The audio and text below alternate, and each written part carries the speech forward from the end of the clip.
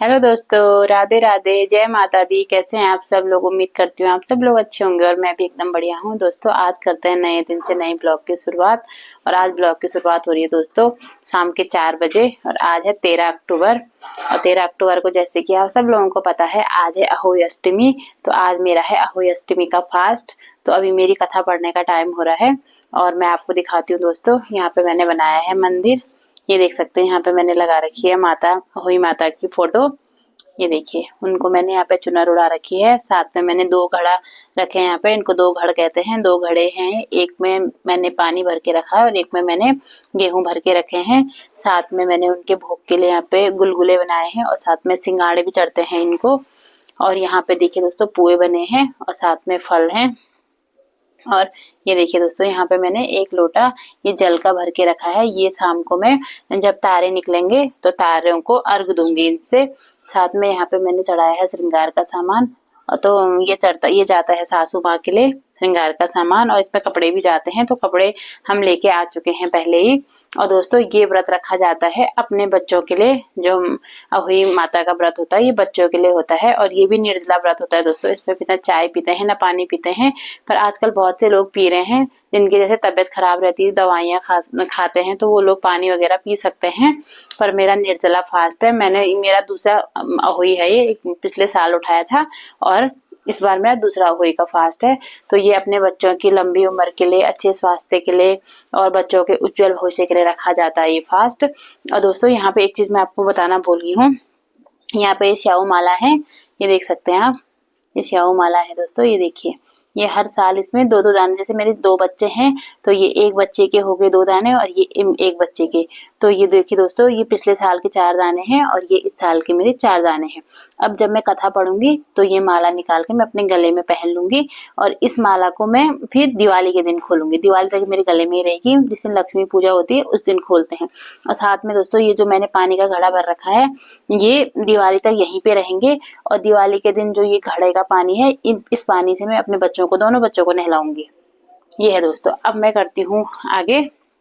आज मेरे साथ मेरे दोस्त का भी फास्ट है, तो वो कथा पिछले बार उसने कथा पढ़ी थी, तो इस बार कथा पढ़ने के लिए कोई नहीं है, तो मेरे साथ मेरी बेटी मुझे कथा पढ़ के सुनाएगी। दोस्तों आप लोग भी अब मेरे साथ बने रहिए, लास्ट तक मेरा ब्लॉग एंजॉय करिए। अभी मैं आपको दिखाऊंगी, यहाँ पे हम कथा पढ़ेंगे, साथ में शाम को जब हम तारों को अर्घ देंगे। तो आज का ब्लॉग बहुत सुंदर होने वाला है, बने रहिए। ये देखिए दोस्तों, हम करवा चौथ में गेहूं के 13 दाने हाथ में रखे कथा सुनते हैं। तो इसमें भी हम गेहूं के दाने हाथ में रखे कथा सुनते हैं, पर इसमें हम सिर्फ कितने रखेंगे? 7 दाने।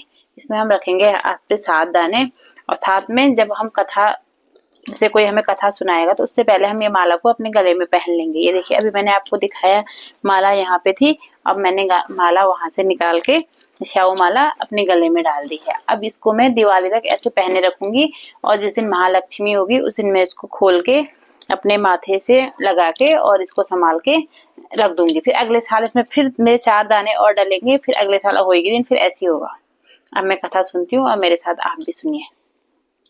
चलिए दोस्तों, अब अहोई मैया की कहानी हम लोग शुरू करते हैं। बोलो अहोई माता की जय। अहोई आठे अष्टमी व्रत कथा। प्राचीन काल में झांसी के समीप दतिया नामक नगर में चंद्रभान नामक साहूकार रहता था। उसकी चंद्रिका बहुत सुंदर, सर्वगुण संपन्न, सती, साध्वी, शीलवंत, चरित्रवान तथा बुद्धिमान थी। उसके कई पुत्र व पुत्रियां थीं, परंतु वे सब बाल्यावस्था में ही मृत्यु को प्राप्त हो गए। इस प्रकार संतान के मारे जाने का उन्हें बहुत दुख था। वे पति व पत्नी नित्य प्रति मन ही मन में सोचा करते थे कि हमारे मर जाने के बाद इस अपार धन संपत्ति का अधिकारी कौन होगा।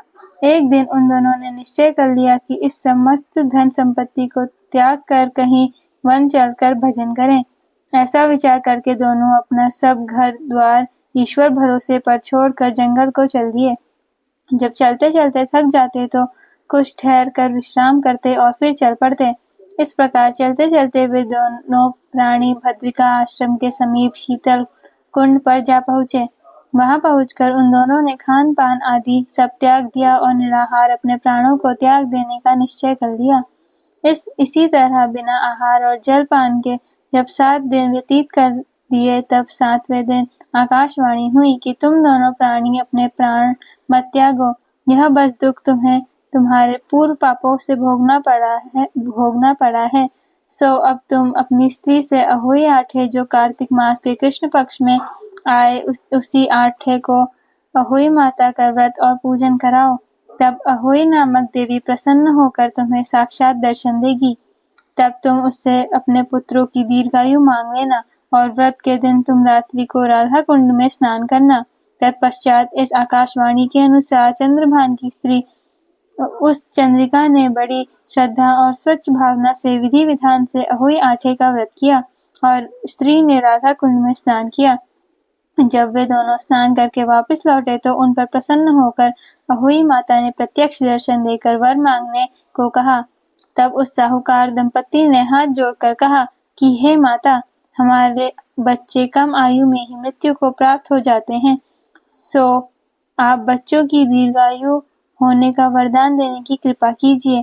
अहोई माता ने उन दोनों की मनोवृत्ता को जानकर उन्हें मुंह मांगा वरदान दे दिया। यह कहकर अहोई माता वहां अंतर ध्यान हो गई। इसके बाद साहूकारनी लौटकर अपने घर आ गए और अहोई माता की कृपा से कुछ ही दिनों बाद पुत्रवान हो गए और गुणवान बुद्धिमान पुत्र पाकर आनंद विभोर हो गए। अहोई माता की कृपा से इस लोक में सुख भोग कर बैकुंठ को चले गए। बोलो अहोई मैया की जय। दोस्तों, यहाँ पे हमारी कथा पूरी हो चुकी है और अब मैं करूँगी आरती और उसके बाद मैं चढ़ाऊंगी सूर्य भगवान को जल, क्योंकि अब सूर्य भगवान के जाने का टाइम भी हो गया है। तो फटाफट आरती कर लेते हैं और फिर सूर्य भगवान को जल चढ़ाएंगे। उसके बाद जब तारे आएंगे उसके बाद फिर पूजा होगी।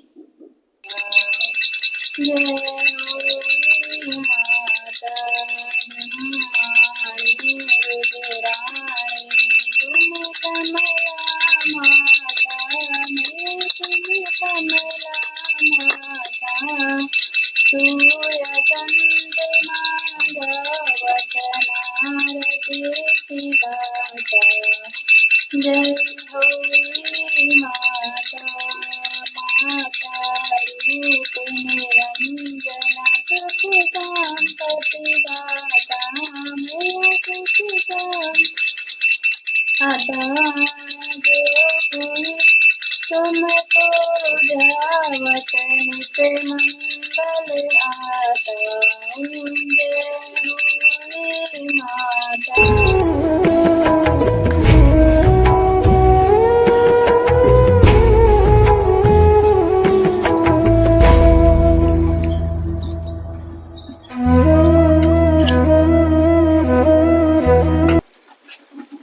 दोस्तों, सूर्य भगवान को भी जल चढ़ा दिया है और साथ में आरती भी हो गई है। अब करते हैं तारों का इंतजार। जब तारे आएंगे फिर मैं व्रत खोलूंगी अपना। दोस्तों, यहाँ पे आ चुके हैं हमारे तारे और तारे कहीं पे बहुत तेज दिख रहे हैं, कहीं पे हल्के से दिख रहे हैं।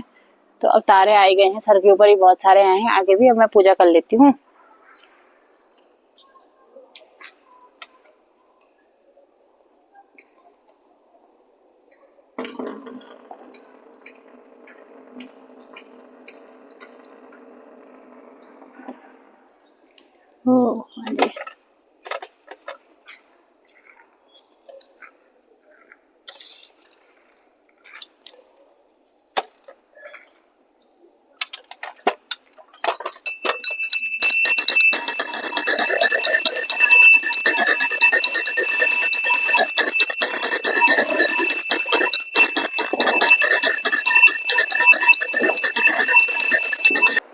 प्लेट पकड़।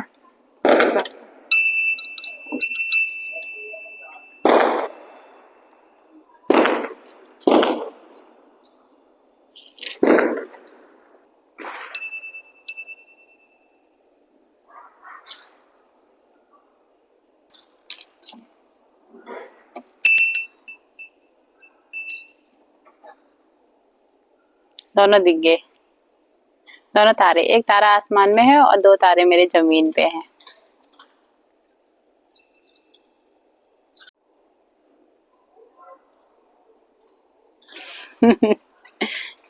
ये है एक तारा और एक मेरा चांद। यहाँ पे हो चुकी है। दोस्तों, हमारे छत में काम चल रहा है तो यहाँ पे बिल्कुल सामान रखने के लिए जगह नहीं हो रही है।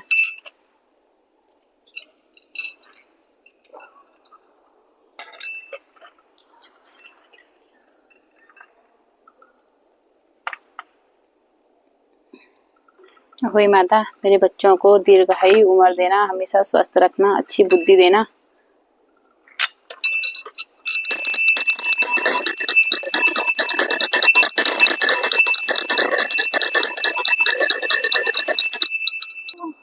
उसको भेज अब, उसको भेज, फिर मुझे पानी।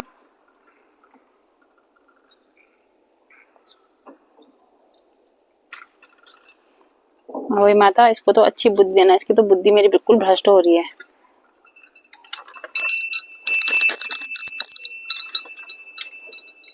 बहुत अच्छा है मेरा बेटा, मेरा तारा, मेरा प्यारा सा तारा।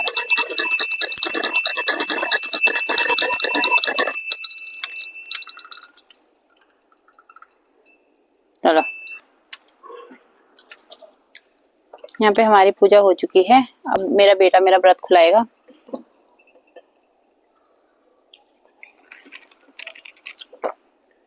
आराम से, अंधेरा है। मुझे भी देख रही है।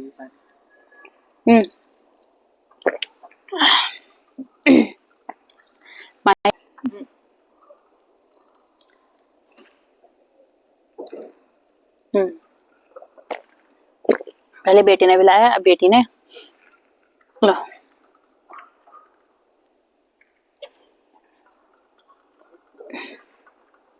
मत पकड़, एक हाथ से सामान ज्यादा हो गया।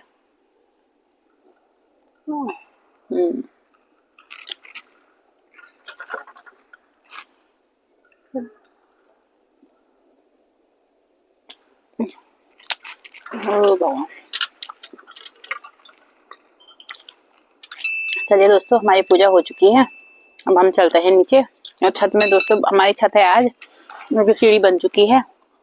हाँ, छत में आने के लिए जगह बची थी, तो फिर भी यहाँ बहुत दिक्कत हो रही है। देखो यहाँ पे कील है, पता है, देख, मतलब पैर नहीं गया इसमें। तो पहले वो है,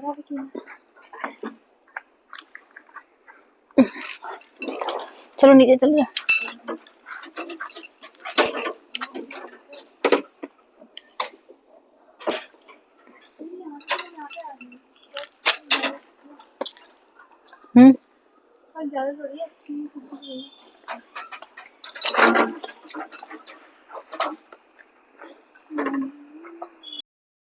ये दोस्तों, हम आ चुके हैं पूजा करके नीचे, और छत में बहुत अंधेरा हो रहा था। पूरे छत में सरिया, कील, ईंटें फैली हुई थी।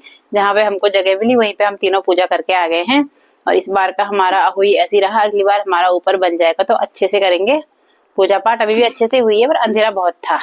के साथ दोस्तों, आज के ब्लॉग को इतना ही रखती हूँ। अगर ब्लॉग पसंद आए, please like, comment, share, subscribe जरूर करना। मैं आपसे मिलूंगी बहुत जल्दी एक नए ब्लॉग के साथ। तब तक के लिए bye bye and Radhe Radhe.